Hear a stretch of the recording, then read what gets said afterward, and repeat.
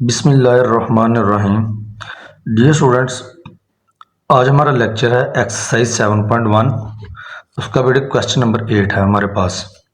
The points ए, ये बेटे एक पॉइंट आपको गिवन है, एंड बी पॉइंट भी बेटे आपको गिवन है, are ends of a diameter of a circle. ये बेटे डायामीटर आपके पास क्या है, ये देखें। ये बेटे एक आपके पास सर्कल है, ऐसी लाइन जो सेंटर में से गुजरते हुए सर्कल के दो पॉइंट्स को आपस में मिलाए, उस लाइन को बेटे हम कहते हैं डायामीटर। दोबारा देखें, ये सर्कल है बेटे आपके पास, ऐसी लाइन जो सेंटर में से गुजरते हुए, ये याद रखना कि उसका सेंटर में से पास होना ज़रूरी है। क्यों? इसलिए कि अगर फ़र्ज़ करें ये एक सर्कल है आपके पास, ये उसका क्या है, सेंटर। एक लाइन हम ड्रा कर लेते हैं, फ़र्ज़ करें ये लाइन है आपके पास ए बी।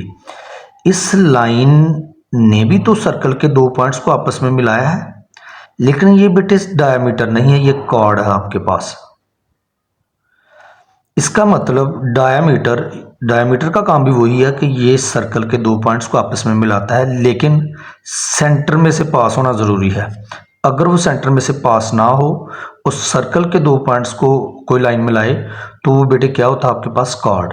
यही कॉर्ड आपके पास डायमीटर बन जाता है कब?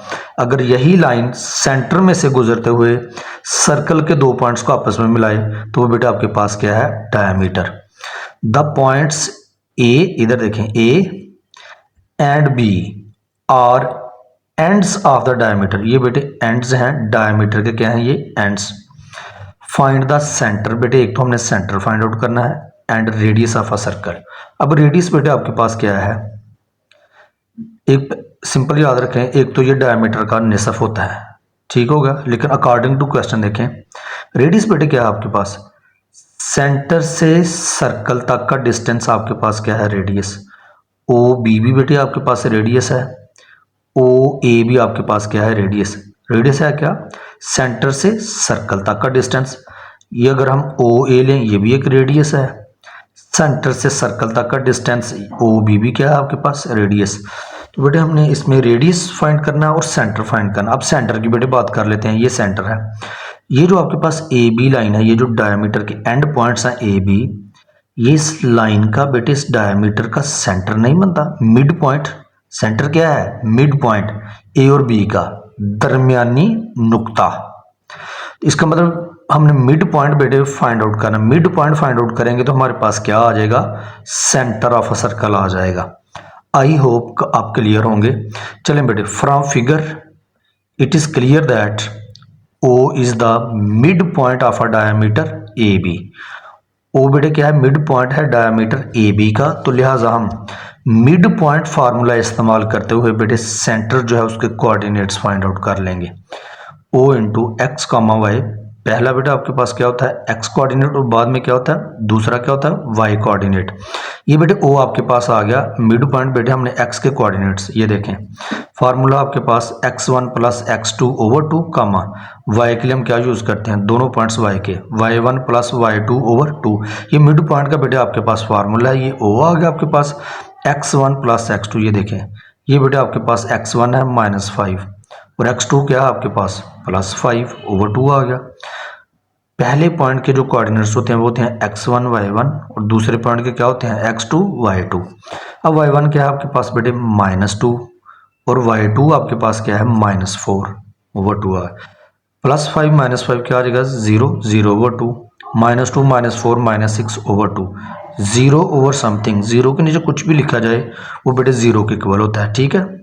ये बेटे कैंसिल हो रहा है, 2 3 और 6, ये बेटे आपके पास -3 आ गया। ये बेटे आपके पास सेंटर था, सेंटर ऑफ अ सर्कल, जिसके कोऑर्डिनेट्स आपके पास क्या है, 0 -3, ये एक्स कोऑर्डिनेट है और ये क्या है, वाई कोऑर्डिनेट।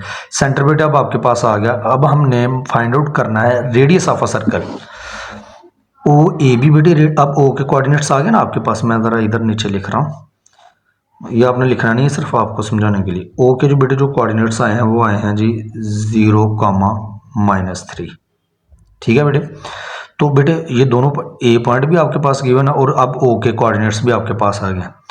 ओ ए भी आपके पास रेडियस है, आप चाहें तो ओ ए के दरमियान डिस्टेंस फाइंड कर लें तो आपको रेडियस मिल जाएगा, या ओ बी के दरमियान आप डिस्टेंस फाइंड कर लें, आपको रेडियस मिल जाएगा। दोनों सूरतों में आंसर क्या आएगा बेटे सेम, लेकिन मैंने बेटे आप लोगों के लिए ओ ए को चूज़ किया है आप लोगों के लिए, क्योंकि ये रेडियस है। तो इन दो पॉइंट्स के दरमियान बेटे हम डिस्टेंस फाइंड आउट कर लेंगे। आप बेटे अपने तौर पर ओ बी के दरमियान, इन दोनों पॉइंट्स के दरमियान डिस्टेंस फाइंड आउट करना, आप लोग सेम आंसर आएगा बेटे। चलें जी, ओ ए बेटे आपके पास ये देखिए, अब हमने रेडियस फाइंड करना था। ओ ए क्या है आपके पास रेडियस, तो डिस्टेंस क्या है ये देखें बेटे।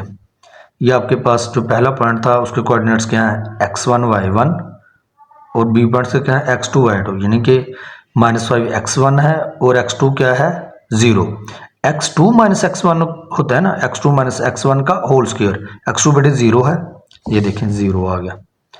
x2 माइनस x1 बेटे था -5, इसको मैंने ब्रैकेट में लिख लिया वो इसलिए कि माइनस माइनस क्या होता है प्लस। मैंने ज़रा बाद में इसको क्या कहते हैं उसको मल्टीप्लाई किया माइनस माइनस को। चलें बेटे, ये होल स्क्वायर आ गया प्लस y2 बेटे आपके पास ये है और y1 ये है, -3 y2 माइनस y1 बेटे आपके पास था -2, ये देखें ये -2 है आपके पास, होल स्क्वायर आ गया बेटे। माइनस माइनस प्लस 0 प्लस 5 होता है ना बेटे, 5 का स्क्वायर क्या होता है 25, माइनस माइनस प्लस प्लस 2 आ गया, -3 प्लस 2 -1 आता है ना, और -1 का स्क्वायर क्या होता है 1। इन दोनों को बेटे ऐड करेंगे तो आपके पास आ जाएगा √26। ये बेटे आपके पास है radius, hence radius of a circle is √26। अब बेटे क्वेश्चन नंबर 9, क्वेश्चन नंबर 9 और क्वेश्चन नंबर जो बेटे 6 आप लोगों को करवाया था अभी प्रीवियस लेक्चर में, ये क्वेश्चन नंबर 6 बेटे, ये दोनों की स्टेटमेंट्स मैं आपके सामने रख देता हूँ। ये दोनों बेटे सेम स्टेटमेंट लिखी है, सिर्फ पॉइंट जो है ना वो उनकी वैल्यूज उन्होंने पॉइंट डिफरेंट ले ली हैं, अदरवाइज बाकी स्टेटमेंट सेम है। ये देखें, पहले 6 देखें। Find H such that the points A B and C are vertices of a right triangle with the right angle at the vertex A. यहां देखिए क्वेश्चन नंबर 9 में, find H such that the points A B and C are vertices of a right triangle with the right angle at the vertex A. ये बेटे बिल्कुल दोनों की statement क्या है सेम, सिर्फ पॉइंट्स डिफरेंट दिए गए। यहां पर जो ए पॉइंट था उसके कोऑर्डिनेट्स थे h,1, इधर देखें √3, -1। बी के थे बेटे 2 7 और इसके हैं 0 2। सी के हैं अब -6 -7, और क्वेश्चन नंबर 6 के बेटे ये था h, -2। सिर्फ पॉइंट्स बेटे आप लोगों की पॉइंट्स की वैल्यू को चेंज किया गया, अदरवाइज क्वेश्चन बिल्कुल सेम है। इसकी पूरी एक्सप्लेनेशन बेटे ये क्वेश्चन नंबर 6 आपको डिटेल से करवाया गया, इसका लेक्चर बेटे मौजूद है, प्ले लिस्ट में जाएं वहां पे बेटे आपको इसका लेक्चर मिल जाएगा। अब मैंने बेटे आप लोगों के लिए क्या किया क्वेश्चन नंबर 9 में, कि सिर्फ कैलकुलेशन बेटे मैं यहाँ पे करवाऊंगा, बाकी मेथड आपने क्वेश्चन नंबर 6 में से देखना है कि सर ने कैसे करवाया था बेटे।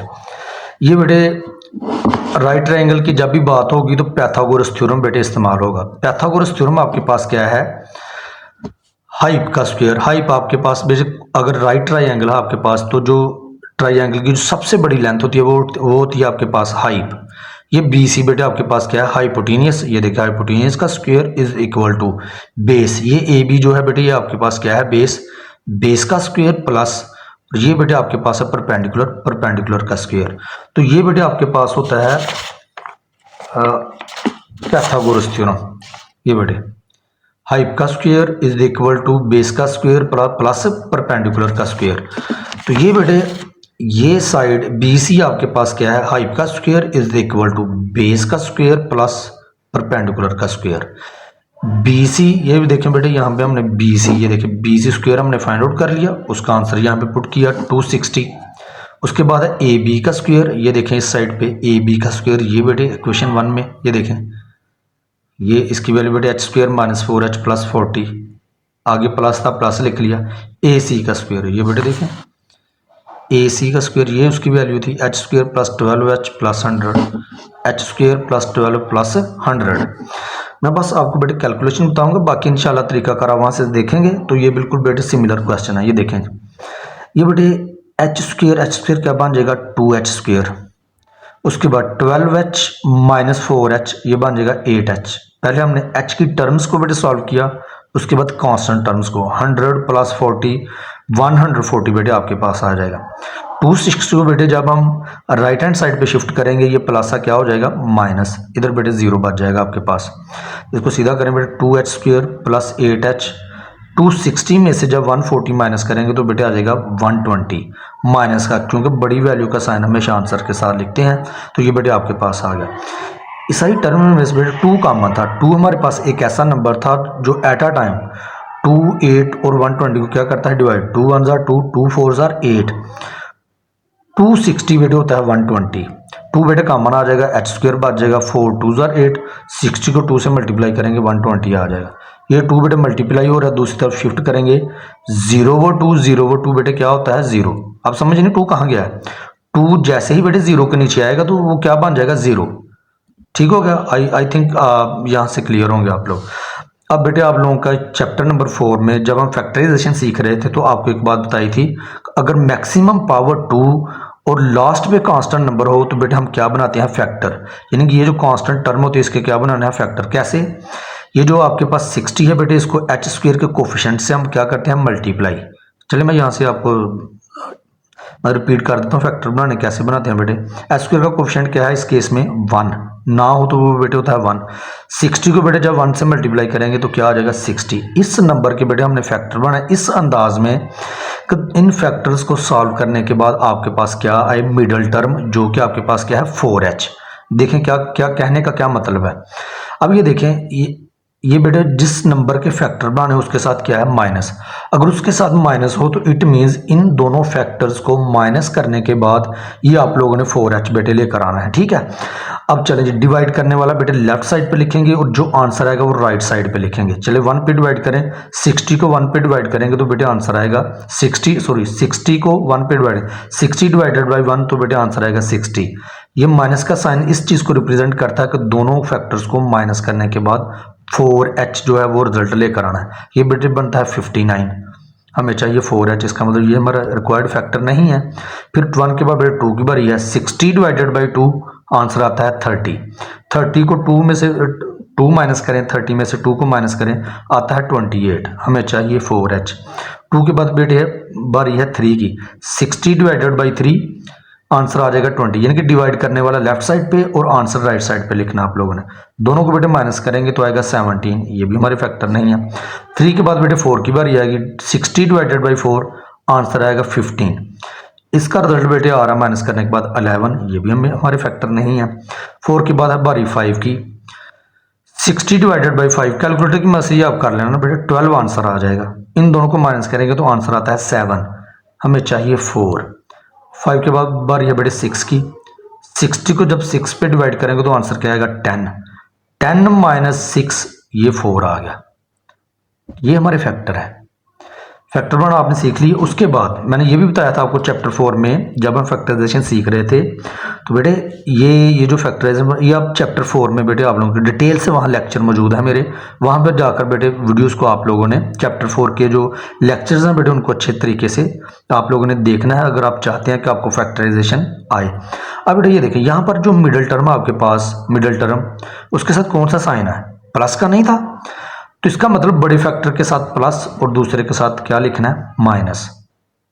ये भी बड़े क्लियर हो गया। यहां पर मिडल टर्म के साथ जो साइन होता है वो हमेशा हम बड़े फैक्टर के साथ बेटे लिखते हैं। तो ये फिर आ गया यहाँ पे h है तो इन दोनों के साथ बेटे h अटैच हो जाएगा, -6h प्लस 10h। ये देखिए 10h माइनस 6h क्या आ गया 4h आ गया ना। इस तरीके से बेटे हम बनाते हैं फैक्टर। अब बेटे हम कॉमन ले लेंगे एच स्क्वायर, इन दोनों में से बेटे h कॉमन है, 2 में से एक बाहर है, एक h बच जाएगा, माइनस h बाहर है सिर्फ 6 आपके पास आ जाएगा। इन दोनों में से बेटे 10 कॉमन है, 10 बाहर आ जाएगा, h बच गया। 60 को जब 10 पे डिवाइड करेंगे तो बेटे आंसर क्या आएगा 6, यानी कि h माइनस 6। आपको कैसे पता चलेगा कि आप लोगों ने कॉमन बिल्कुल ठीक लिया है, तो इसके लिए बेटे ये जो आपके पास विद इन ब्रैकेट वैल्यू वो बेटे बिल्कुल सिमिलर होगी। ये देखिए h minus 6 h minus 6, it means common बिल्कुल सही लिया गया है। उसके बाद बेटे आप लोग ये ब्रैकेट वाली टर्म को लिख लें h माइनस 6 को, उसके बाद जो नंबर आप लोगों ने कॉमन लिए वो लिख लें इज इक्वल टू 0। इन दोनों को अगर दो नंबर्स का प्रोडक्ट 0 के इक्वल हो तो बेटे दोनों को 0 के इक्वल पुट करते हैं। ठीक है, h minus 6 is equal to 0, h plus 10 is equal to 0। ये माइनस था बेटे प्लस हो गया, प्लस क्या हो गया माइनस, तो ये बेटे हमने h फाइंड आउट करना था। अब ये देखें यहाँ पर एक कैलकुलेशन, ये बड़ी मज़े की कैलकुलेशन है। ये देखें फिर बाद में आपने परेशान होना कि सर ने ये कैसे मतलब यहाँ पे कर लिया। ये देखें बेटे हमारे पास ना ये वैल्यू है -6 - h का होल स्क्वायर। ये बेटे आपके पास a है और ये क्या है b। a - b का होल स्क्वायर का बेटे आपके पास ये देखें फार्मूला आपके पास a² + b² - 2ab। a plus B का होल स्क्वायर किसके बराबर होता है? a² + b² + 2ab। हमें समझ आ गई कि फार्मूला का माइनस का हो या प्लस का हो, दो स्क्वायर के दरमियान हमेशा क्या आता है? प्लस। अगर माइनस है बेटे बीच में तो -2ab आ जाएगा, अगर दोनों नंबर्स के दरमियान प्लस है तो +2ab आ जाएगा। ठीक होगा बेटे। यहाँ से आप ज़रा तवज्जो करनी है आप लोगों ने, ये समझ आ गई कि दो स्क्वायर के दरमियान हमेशा क्या होता है? प्लस। तवज्जो करें जी। ये बेटे a है और ये क्या है? b। फर्स्ट टर्म a कहलाती है और सेकंड टर्म क्या कहलाती है? b। ये देखें फर्स्ट टर्म बेटे -6 था, उसका स्क्वायर आ गया, प्लस सेकंड टर्म उसका स्क्वायर आ गया -2a। ये देखें -6a और ये क्या है? hb। आपके ज़हन में जो क्वेश्चन है वो ये स्टूडेंट्स के ज़हन में क्वेश्चन आ सकता है कि सर ये देखें 6 के साथ माइनस था तो हमने माइनस लिखा, h के साथ भी तो माइनस है ना, तो यहाँ पे क्यों नहीं लिखा आप लोगों ने? और यहाँ भी क्यों नहीं लिखा? 6 के साथ तो हम लिखते आ रहे हैं माइनस, h के साथ क्यों नहीं लिख रहे? तवज्जो करें ज़रा इस फार्मूले के ऊपर आए। ये देखो b के साथ क्या है? माइनस। b के साथ क्या है? माइनस। तब जब हम b का स्क्वायर लिया उसके क्या था? प्लस। मैंने कहा था दो स्क्वायर के दोनों प्लस, b के साथ माइनस है ना कि इसमें इधर नहीं लिखा माइनस। और दूसरा फिर ये देखें -2ab, जब हमने -2ab किया तो b हम ये देखें b के साथ माइनस था ना तो इधर नहीं ना माइनस लिखा हम लोगों ने। एक्चुअल ये माइनस जाता कहाँ है? एक्चुअल ये प्रोडक्ट के साथ यूज हो जाता है -2ab। ये जो हम माइनस लिख रहे हैं दरअसल h के साथ जो माइनस उसी वजह से लिख रहे हैं, क्योंकि ये देखिए दो टर्म्स के दरमियान माइनस होगा तो माइनस का प्रोडक्ट आएगा। b के साथ तो बेटे हमने ये देखे ना -b था ना, इधर कहाँ लिखा है -b? नहीं समझ रहे आप लोग? ये नेगेटिव बेटे आपके दरमियान ये जो दो टर्म का नेगेटिव है एक्चुअल ये प्रोडक्ट के साथ यूज होता है। ये देखें ये जो नेगेटिव है ये प्रोडक्ट के साथ आ जाएगा, h हम पॉजिटिव ही लेंगे। आई होप का आपको समझ आई होगी। अब बेटे जब स्क्वायर ले लेंगे -6 का स्क्वायर क्या होता है? 36, h का square h² minus minus plus, ये बेटे बन जाएगा 2 × 6 = 12h + 64। बस ये था बेटे ये आपका ये जो फार्मूला था a - b का होल स्क्वायर। ये मैंने इसलिए आपको बताया कि अक्सर बच्चे ये कहते हैं कि सर h के साथ माइनस है, जैसे 6 का माइनस था तो आपने माइनस लिखा, h के साथ क्यों नहीं लिख रहे? तो ये जो आपके पास फार्मूला एक्चुअल दो नंबर्स के दरमियान जो माइनस होता है वो बेटे यहाँ 2 के साथ लिखा जाता है। ये देखें दो नंबर्स के दरमियान जो माइनस है वो 2 के साथ लिखेंगे माइनस, h पॉजिटिव ही लेंगे। ये देखिए जैसे b के साथ माइनस था तो इधर तो नहीं ना b के साथ माइनस लिखा, ये हम पॉजिटिव ही लेंगे। आई होप आप क्लियर होंगे। ये था बेटे आज आप लोगों का लेक्चर क्वेश्चन नंबर 8 और 9।